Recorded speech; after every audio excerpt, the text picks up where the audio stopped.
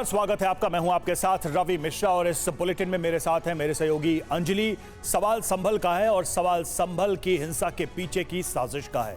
अब कई तरह की तस्वीरें, कई तरह के सबूत सामने आ चुके हैं, इसलिए कई तरह के सवाल भी सामने आ रहे हैं। संभल हिंसा में पुलिस का एक्शन भी लगातार जारी है और देखिए सीसीटीवी से 74 दंगाइयों की पहचान हुई है। सीसीटीवी में पथराव करते दिखे उपद्रवी, गोली चलाते दंगाई की तस्वीर भी सामने आई है।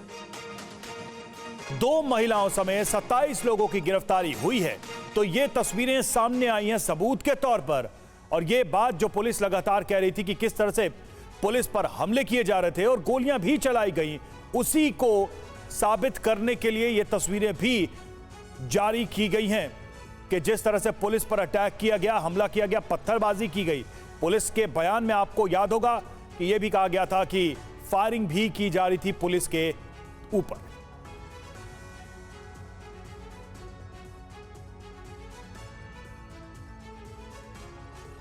यूपी के संभल में रविवार को मंदिर मस्जिद विवाद में पत्थरबाजी हुई थी। नकाब पहने कम उम्र के कई लड़कों ने पुलिस वालों पर मस्जिद के बाहर पत्थरबाजी की थी। उपद्रवियों ने मस्जिद का सर्वे करने वाली टीम के साथ आए पुलिस वालों को मार डालने की खूनी साजिश रची थी।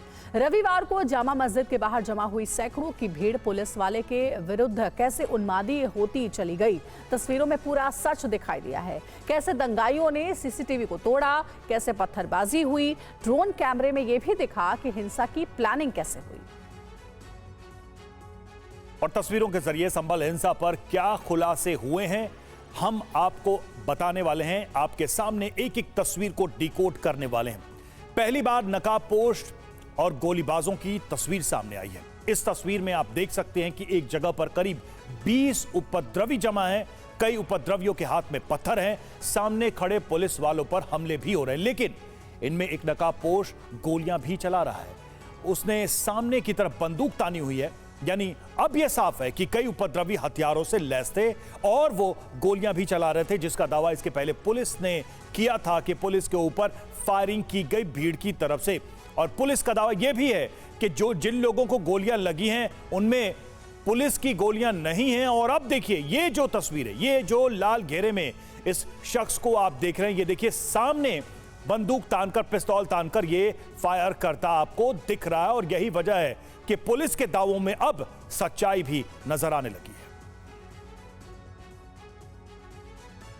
वहीं पुलिस संभल हिंसा से जुड़े हर ड्रोन फुटेज, हर सीसीटीवी फुटेज को चेक कर रही है। एक एक कैमरे को खंगाला जा रहा है। पुलिस ने संभल हिंसा का नया वीडियो जारी किया है। इस वीडियो में भी पुलिस पर पथराव किया जा रहा है। बच्चे हो या जवान, सभी इस काम पर लगे हैं। कुछ दंगाई चेहरे पर मास्क लगाकर आए थे, कुछ दंगाइयों ने लुंगी पहन रखी है, कुछ दंगाई तो नकाबपोशों को देखकर इतने जोश में आ गए थे कि बिना मास्क के ही पत्थर चलाने लगे।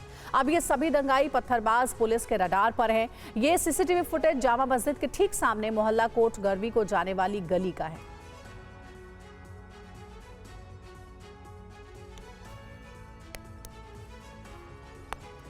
और अब दूसरा सीसीटीवी फुटेज देखिए। इसमें हिंसा से पहले लोग इकट्ठे हो रहे हैं। फुटेज देखकर अंदाजा लगाया जा सकता है कि पथराव करने से पहले उपद्रवी तैयारी कर रहे थे। जो भी सीसीटीवी वहां चल रहे थे उनको नुकसान पहुंचाया ताकि ये तस्वीरें इन कैमरों में कैद ना हो सके। हिंसा की फुटेज सीसीटीवी में कैद ना हो, इसके लिए बाकायदा एक लंबे डंडे से सीसीटीवी फुटेज को, सीसीटीवी कैमरे को तोड़ने की कोशिश की गई। पहली कोशिश कामयाब नहीं हुई, लेकिन कुछ ही देर में सीसीटीवी को तोड़ दिया गया। जो भी लोग उपद्रव में शामिल थे, ज्यादातर ने अपने मुंह पर रुमाल या किसी कपड़े से अपना चेहरा छिपा रखा था। इस सीसीटीवी फुटेज में ज्यादातर युवा ही नजर आ रहे हैं। पुलिस अब इस फुटेज के जरिए दंगाइयों की पहचान करने की कोशिश कर रही है।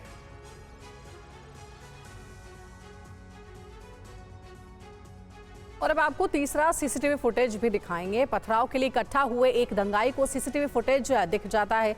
वो उस सीसीटीवी की तरफ इशारा करता है और थोड़ी ही देर में एक शख्स चढ़कर उस कैमरे को हटा देता है। इस प्रकार से कई कैमरे को तोड़ा गया है। कुछ कैमरे सुरक्षित भी रह गए, जिनके जरिए से कुछ उपद्रवी पकड़ में आ सकते हैं। हालांकि उनकी पहचान करना भी गंभीर चुनौती है, क्योंकि उनके चेहरे पर नकाब लगे हुए हैं। सीसीटीवी फुटेज से यह खुलासा हुआ है कि दूसरी बार पथराव करने की तैयारी सुबह 9:14 से ही शुरू कर दी गई थी और पथराव को अंजाम तकरीबन 10:45 पर दिया गया।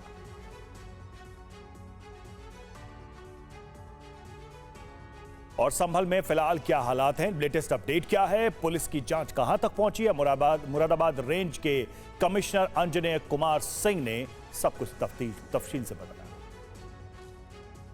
उनमें 22 लोग नामजद हैं, 27 लोग अरेस्टेड हैं, 74 लोग चिन्हित किए जा चुके हैं। अब बाकी लोगों को चिन्हित करने का काम चल रहा है, लेकिन अभी हमारी प्राथमिकता वहाँ पर जनजीवन को सामान्य करने की है, जो आज हो भी गया। बाजार भी खुले, सब कुछ सामान्य चल रहा है। लोगों से बातचीत हमारी जारी है, जितने भी संभ्रांत लोग हैं उन लोगों से बातचीत कर रहे हैं। हमारी पहली कोशिश ये है कि वहाँ पे स्थिति पहले सामान्य हो, और वो सामान्य हो भी चुकी है।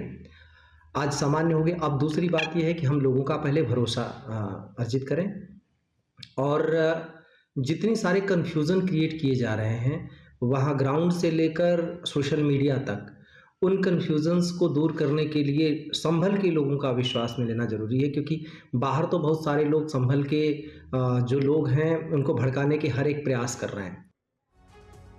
संभल हिंसा मामले पर दर्ज एफआईआर में भी बड़े खुलासे हुए हैं। भीड़ पुलिस वालों की जान लेने पर आमादा थी, लेकिन सवाल यह भी है कि उस भीड़ को भड़काया किसने।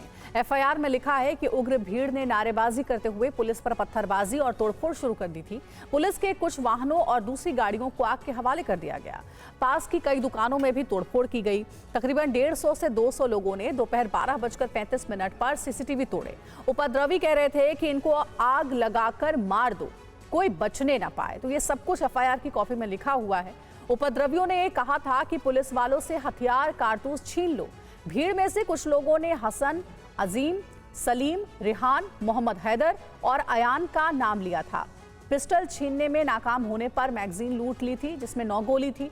उपद्रवियों ने 25 खाली कारतूस और 25 रबड़ बुलेट भी लूट लिए थे। भीड़ की तरफ से लगातार हत्या के इरादे से फायरिंग हो रही थी। एक अज्ञात उपद्रवी ने संभल के एक क्षेत्राधिकारी अनुज कुमार चौधरी पर जान से मारने की नीयत से फायरिंग की थी। दाहिने पैर में गोली लगने से वो घायल हुए।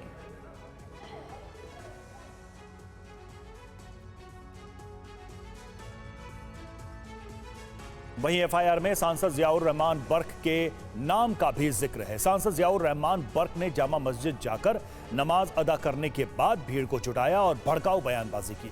राजनीतिक लाभ लेने और सौहार्द बिगाड़ने के लिए भीड़ को उग्र किया।